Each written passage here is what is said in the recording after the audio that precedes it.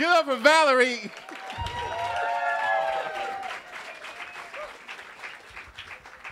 Oh, thank you.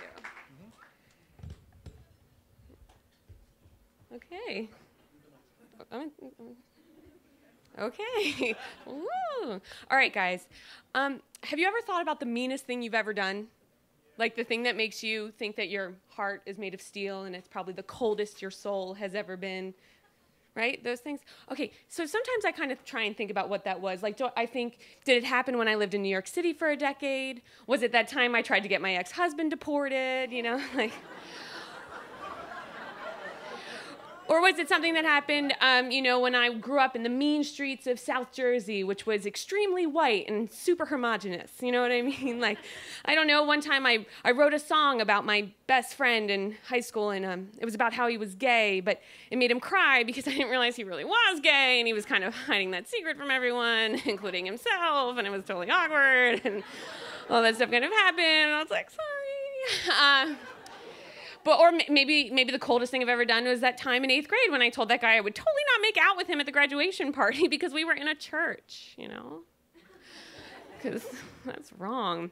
But no, all of those are just small pieces of mean compared to what happened in the spring of 1987. Okay, I've been trying to make up for this one day in my life for the past, I don't know, somebody do the math, 24 years? I don't know, 25? Get over it.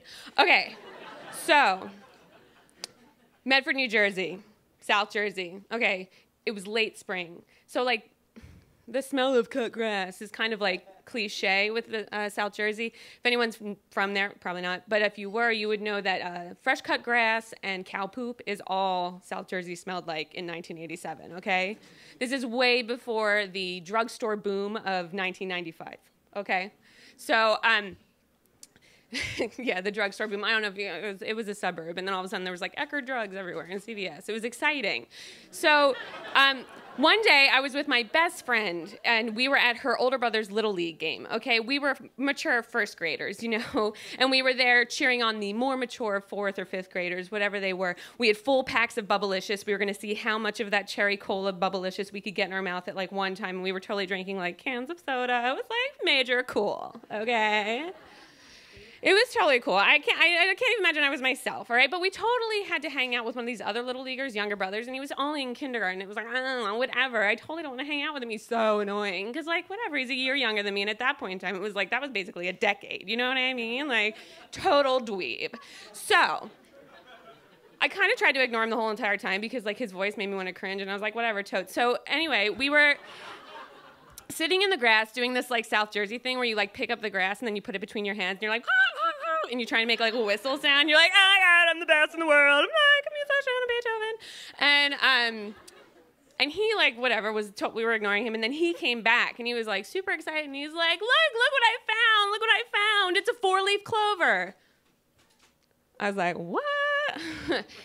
He was like holding it out in front of him. He was like waiting for me to congratulate him. And my best friend was all like, that's so cool. And I was like, I pulled that 4-leaf clover out of his hand, and with my other hand, I plucked off one of the leaves.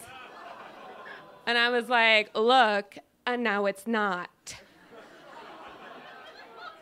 I handed him back the sad reject. He was just like, his face totally dropped. And all of a sudden, you know, people talk about your life flashing before your eyes before you die. And I have no idea about that. I don't really know. But what I do know is that when you're 7 years old and you do something that's super shitty and it's about to get you in a lot of trouble because you were being such a stupid jerk, the things that flash before your eyes are all the things that are going to be taken away from you in the next 25 minutes. Like, I was not going to be able to play with my Cabbage Patch Kid dolls anymore. No more Rainbow Bright. They were definitely not going to let me listen to my Strawberry Shortcake albums anymore. And no one was going to give me Fraggle Rock viewing privileges. That is for sure. So the heat started to rise to my face. My molars felt wet. I totally thought I was going to vomit because you know why? I knew that this kid was about to tell on me. I know that I was about to get in trouble. And what was going to happen? My best friend's mom was going to scold me in front of everyone, and all those 5th graders were going to see me. Those guys that was trying to make me think that I was like so cool, and they're going to be like, oh my God, what a total loser.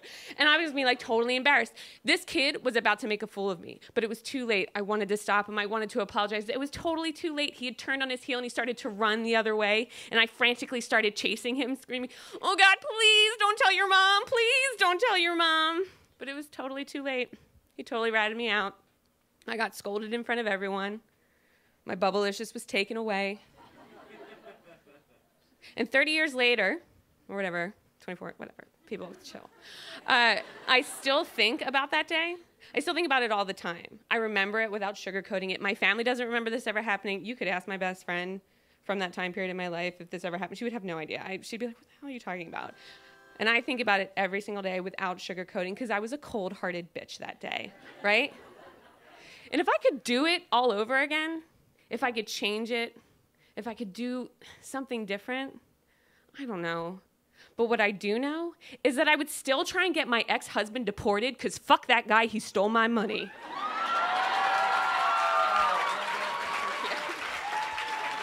Thank you. Valerie, everybody.